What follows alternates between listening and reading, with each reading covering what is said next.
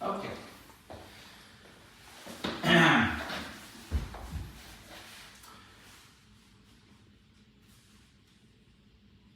He already knows I'm going to ask him to go in the kennel. Smart dog, paying attention, calm. I like that. He was sitting up, I open this, I turn over to him, I say, okay. He goes, he lays down, gives Julie a little nudge with his head, saying, I'm good, I'll be right. I haven't even asked him to come over here, but he just already knows that I'm going to ask him to come over here. Here's where it's very interesting and it never gets old. He's used to having to be brought over there. I guarantee you, lured at least, at best, with something that he wants over. So he feels in a position of, this is going to work out for me. I have options. When he starts working with us, he's going to realize that we'll ask, and if you don't listen, there'll be stim. And as you decide not to listen, it'll go up in intensity. As you decide to listen, it'll go down. Right? So it changed the mind to, not, if you want to go in that direction, we have a way to hold you accountable. Right? But if you listen, you're doing great. Okay? Let's see what he does. He's already had some corrections for recalls earlier. He's doing great. Let's just see. Because he doesn't want, why doesn't he want to go in the kennel? Because it means he's out of the situation. He's not involved. He's not in the center. I mean, you talk about limiting choices, right? Yes. And you don't limit a king's choices or a prince's choices, right? You do not. It's just, you know, they don't want to go in the kennel because they're not going to be involved in anything for a little while. And just like a toddler, they don't want it. So that's why he's motivated to stay up. We'll see what he does. Maybe he shows me respect. Respect to me and trust is if I ask you to do something you don't want to, you trust that I think it's best and that therefore you should do it, and also you respect me enough to not give me a hard time. Right? That's really the stuff that we struggle with our dogs is like, you know, the not listening thing is maybe they're nervous so they don't have enough trust, or maybe they don't have enough respect, so therefore they just say, screw you, I'm not listening, right? All right, here we go. Let's see how he responds. Zeus, come. Okay, there's there. And I'm going to start with low stem. I dial up till I see he sees it. He feels that, but it's nothing uncomfortable. As he goes away from me, I go on up. Hey, come here. If he gets closer to me, I'll dial down. See, I dial down. Good. Okay, good boy. Nice work. It's very important. We'll talk about what just happened. Good boy. That's amazing. That's incredible. It's just natural testing of the boundaries. What happens if I don't listen? Yes, this isn't like a spotlight on why Zeus isn't doing good or why he is doing good. This is an opportunity to show you what all dogs do in various intensities, right? Some dogs might turn around and start going more nuts. He's doing it in a more mild case of what every dog does. And there are rare dogs that will take the correction once and then they'll just start listening. And so here's the thing that happened. I said, come, he knows what I'm saying. He decides to just hold still. Why wouldn't he just hold still? It works. Until I get up, they start coming. First he held still, then he came around here. So, but as I turned pressure on, his eyes said, oh, I feel that. Tingle. Not uncomfortable, but I'm going to get up and go away from the recall. Then I dialed up into something he cared about. He started to come towards me. I said, look at me. I dialed back down to a lower number. I held it until he got to me, turned it off. And he got in here because he just knows what I want. So I'm just saying, like, most dogs even, I would say, like, most of them, and that's probably pretty true, right? There's very few that don't understand these basic things naturally and that you have to kind of do more extra explaining, right? I mean, most of them already, by the time they get to us, they know these little things. They know to stay, they don't want to. They know what you're saying when you say come here and get in here, and they know that. Good. And he's just proving it, right? Good boy.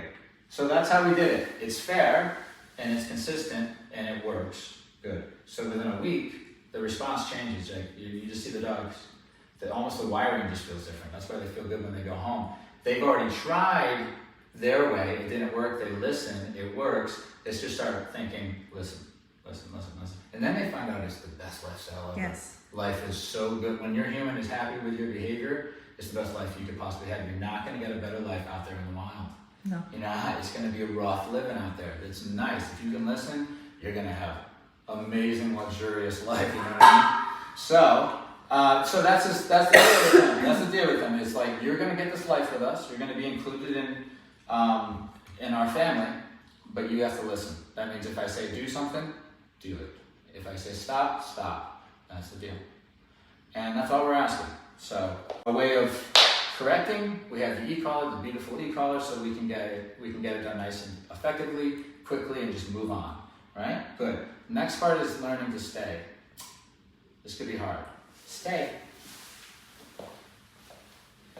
Typically, you're not going to want to take this off. That's a bad example. You want to keep this on until the session's fully over, just in case. You see, I took it off because I felt comfortable with them, but just in case, good practice to keep it on until we're done. Stay. Then you walk away. Nope. Pressure's on. Hey. Recall. Thanks. Good Pressure's boy, on. buddy. Can you stay? Good boy. That's nice. Repeat. Alright? Yeah, pretty cool. Pressure's No. on. That's okay. You go back in. That's Pressure's smart on. boy. So smart is stay. Okay? So he already understands that to turn off the pressure to go back in. You see him just dip around and turn back. He went back in the kennel, it turned off. That's the beauty of this e-collar, is we can do held pressure. So it turns on once he steps out of the kennel, and as soon as he gets back in, it's off. It's very easy for them to learn. Now those are pretty low levels. I only use what I needed. I'm using a method where I start low on the e-collar. This is for the training. This isn't how he's going to operate going home. It's going to be much easier. During the training, I can operate this where when he steps out, I'll scroll up to get the proper expression on him. So I can see him feel the e-collar. I can see him motivated to turn it off, and I don't have to go any higher. I can then start going lower as he gets closer and higher if he decides to choose it. So he's literally making choices along the way. That's why he's picking up on it so clearly, and it's also why he's not nervous of it. He understands it, right? Where he would be nervous is if he didn't understand what was going on, and every now and then just randomly this sensation comes on, and sometimes it's hotter than it is other times. Then you're going to get a dog who's panicked. He knows exactly what's going on, and I've tied it into hierarchy, and I've tied it into me and the commands right away from the get-go. Good boy. He hasn't had e-collar training, right? Exactly. Just prong. So, let me show him how he gets out now. Zeus. Break. Nice Come on, work, Zeus, buddy. break. Go That's right. boy. Yes, right. Holy Good crap. one. Oh my God. Big celebration. That's huge. Izzy wants part of this too. She wants to come in. Boy. That was nice, okay? Now, I know this is a long one, but it's very important. He knows, you can see from watching this, that he just did that. He understood that I don't want him to get out. He understands what happens when he does get out. He understands what to do with the correction if he's out, to go back in. And he understands that I will release you when I say break. Cool, he knows that. Next test that I do is I would put him in the same situation, but I'll leave the room. And now we get to see how faithful he's going to be. How loyal is he going to be? Usually, they're not too loyal. I hate to spoil.